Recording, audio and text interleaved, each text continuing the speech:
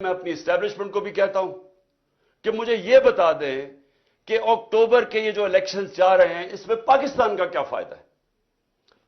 यानी पाकिस्तान को अगर अक्टूबर तक इलेक्शन डिले करते हैं तो क्या इनके पास रोड मैप है जो मुल्क के हालात बेहतर हो जाएंगे। आज कहते हैं जी हमारे पास पैसा नहीं है इलेक्शन करवाने का, तो दिन ब दिन माशी हालात तो बिगड़ रहे हैं, तो अक्टूबर में किधर से पैसा आएगा।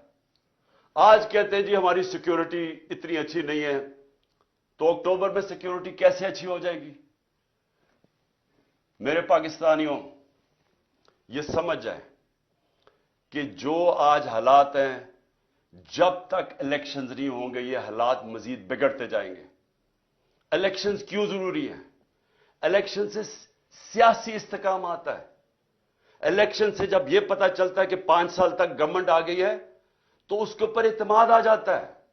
लोग अगर सरमायाकारी करनी है तो वो तब करेंगे जब उनको नजर आए कि 5 साल तक अभी गवर्नमेंट बैठी है, पॉलिसीज ये रहेंगी।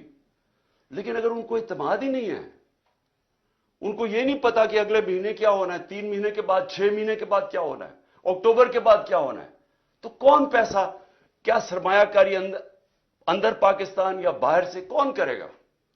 तो ये तो एक बंद गली के अंदर पाकिस्तान को लेकर जा रहे हैं और सिर्फ अपने मफादात के लिए, इलेक्शन से भागने के लिए।